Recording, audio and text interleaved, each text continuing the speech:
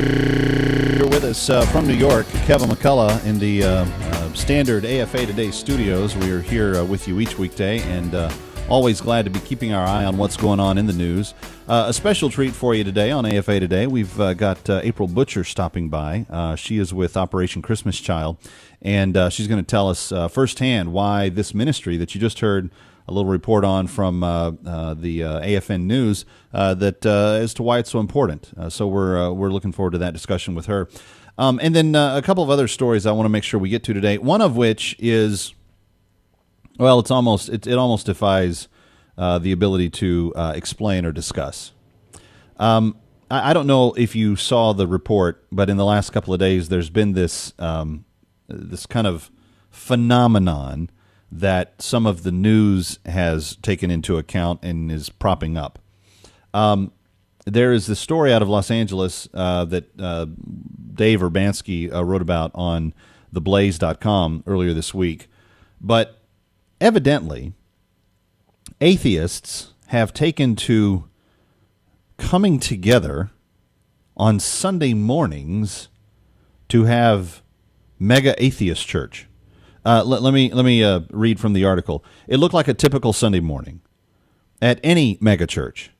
Hundreds packed in for more than an hour of rousing music, an inspirational sermon, a reading, and some quiet reflection. The only thing missing was God. The inaugural Sunday assembly, that's what they're calling it, in Los Angeles, attracted, oh wow, this is a huge number, 400 people, all bound by their belief and non-belief. Hundreds of atheists and atheist curious packed into a Hollywood auditorium for a boisterous service filled with live music, moments of reflection, an inspirational talk, and some stand-up comedy by Jones, the movement's co-founder. During the service, attendees stomped their feet, clapped their hands, cheered as Jones and Evans led the group through rousing renditions of Lean on Me, Here Comes the Sun, and other hits that took the place of gospel songs. Congregants dissolved into laughter at a get-to-know-you game that involved clapping and slapping the hands of the person next to them and applauded as members of the audience spoke about community service projects they had started in L.A. At the end, volunteers passed cardboard boxes for donations as attendees mingled over coffee and pastries. Man, do they have this down or what? I mean, because, come on, if your church doesn't offer coffee and pastries now, can you even call yourself a real church? For atheist Elijah Sen, The Blaze writes, the morning was perfect. He said, I think the image that we have put forward in a lot of ways has been a scary, mean, we want to tear down the walls, we want to do destructive things kind of image is what a lot of people have of us, atheists he's talking about. He said, I'm really excited to be able to come together and show that it's not about destruction, that it's about making things and making things better. That impulse, however, raised the ire of those who've spent years pushing back against the idea that atheism itself is a religion, and there are those atheists that do argue that. One said, the idea that you're building an entire organization based on what you don't believe, to me, sounds like an offense against sensibility, said Michael Luciano, a self-described atheist who was raised Roman Catholic but left when he became disillusioned. There's something not okay with appropriating all this religious language, imagery, and ritual for atheism. Similar gatherings in San Diego, Nashville, New York, and other cities have drawn hundreds of atheists seeking camaraderie of a congregation without religion or ritual. These so-called atheist mega-churches have sprung up after finding success in Great Britain earlier this year, and the founders, Sanderson Jones and Pippa Evans, are currently on a tongue-in-cheek 40 dates, 40 nights tour around the U.S. and Australia to drum up donations and help launch dozens of Sunday assemblies. They hope to raise between $800,000 and $1 million that will help atheists launch their pop-up congregations around the world. They don't bash believers, but want to find a new way to meet like-minded people, engage in the community, and make their presence more visible in the landscape dominated by faith, except that you don't have any. Jones got the first inkling for the idea while leaving a Christmas Carol concert 6 years ago. He said, there was so much about it that I loved, but it's a shame because at the heart of it, it's something I don't believe in. If you think about church, there's very little that's bad. It's singing awesome songs, hearing interesting talks, thinking about improving yourself and helping other people, and doing that in a community with wonderful relationships. What part of that is not to like?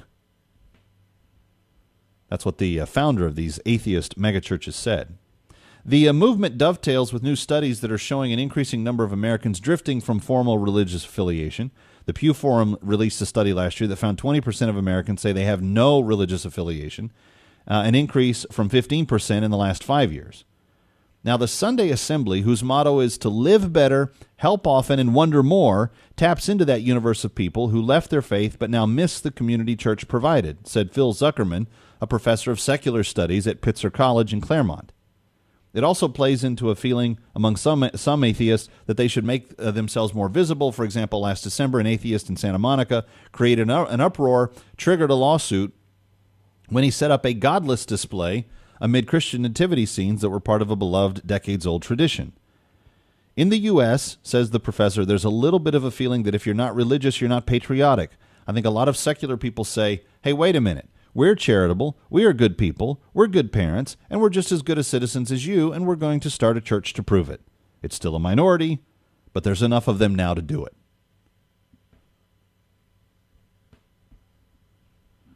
Do you have any questions about this? The concept of an atheist megachurch, how does that rest with you? 888-589-8840, 888-589-8840. And the reason I ask is this. I'm reading through that story earlier today, and all these things come to my mind. You know, if God is so bad, and obviously atheists believe that he is, or that he's unimportant enough that they don't want to have any thought of him. But if God existing is so horrible that it causes you to rule out the very possibility that he is even there, why do you want something that is like the trappings of everything associated with what people who believe in God want?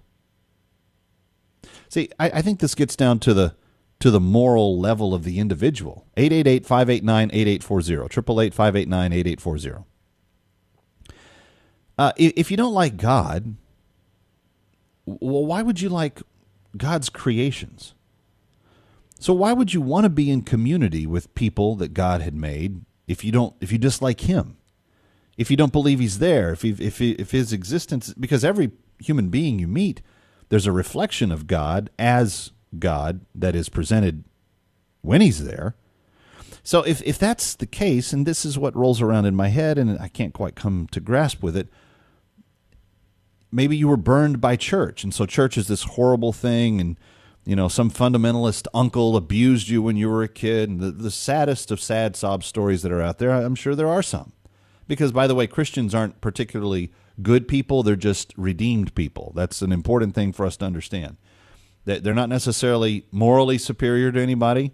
They may just be understanding their condition of sin more than the average person.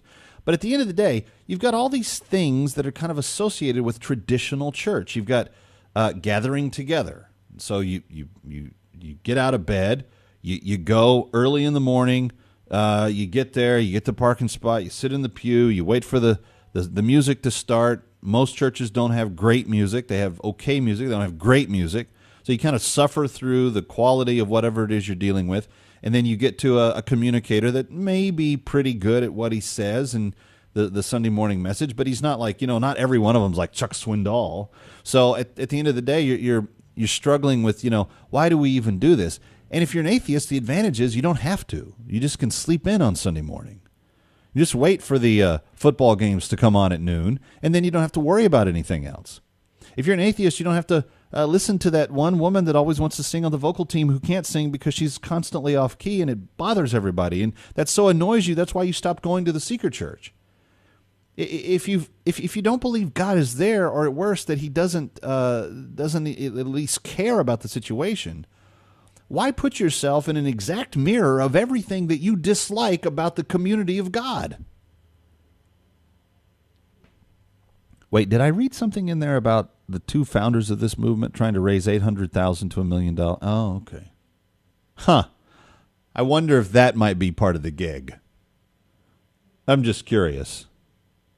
The Atheist Mega-Church, as it's being called, 400 people makes an Atheist Mega-Church. That doesn't make a medium-sized church in the town I live in, but it does make a megachurch if you're talking about atheists. 888-589-8840. I'm just curious. And if you are an atheist, tell my phone screener you can go to the front of the line. Let's talk to Tamara calling from North Carolina. Hi, Tamara. You're on with Calvin McCullough. Glad you're here. Hi, thank you. I just had a quick question about the article that you read, and that was, I heard you reading it, but I didn't understand whether or not there was any type of morality that was discussed in the megachurch. Like, are they encouraging each other in any other way, or is there any spirituality that's present in the congregation? Well, they didn't really talk about that. They talked about, well, I guess there was something that they talked about. They talked about projects that they had started that were of humanitarian interest in the L.A. area. So for that congregation, they did have like a testimonial section where people came forward and said, hey, I fed 12 hungry kids last week. And I don't have a problem with that. I think feeding hungry kids is a good thing. But that's probably the only thing that was referred to specifically in the article that I read. Okay, so basically what they're focusing on is each other and each other's good deeds. Is that basically what they're doing? They're focusing on recreating an experience that the church has every single week that's already in existence.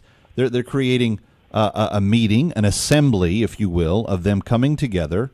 They're singing some sort of songs together. There's an inspirational message that's given, and they have this the sharing time.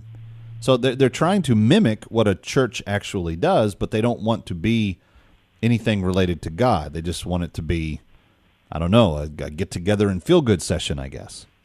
Okay. I was just asking because I have been wondering and asking other atheists through blogs online and stuff like that. I'm sorry, when I mean other atheists, I am not an atheist. I believe in Jesus Christ, but I mean atheists as well as other people who say that they're not sure what they believe in.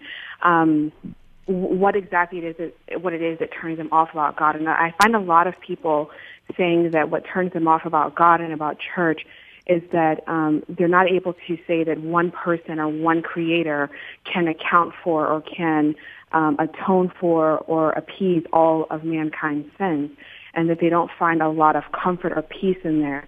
And I guess I wonder about these things because I wonder where our Christian churches are lacking and where we're kind of following the modern trend and missing out on the spirituality of the word. For instance, I maybe you could give me some guidance on this. I'm struggling with understanding why Christians are going to church in the first place on a Sunday instead of going on a Saturday, which I understand is the Sabbath day. So I feel that a lot of times our churches are even integrated with paganism, and maybe that integrated paganism in our churches is what is actually working against us being compassionate against people who obviously do want to have some sort of faith, but are shunning it away because they've not seen the positivity, but have instead seen the negative.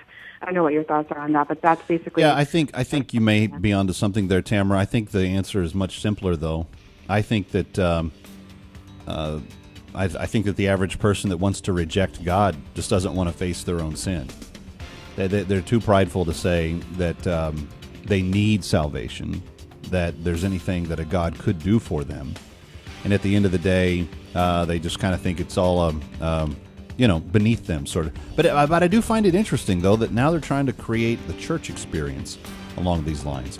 Hey, stay with us. April Butcher's coming up next with a unique thing this Christmas season that we at AFR are all about, and we want you to know the details of it, and then more of your calls after she's done. Stay with us. It's AFA Today on AFR Talk.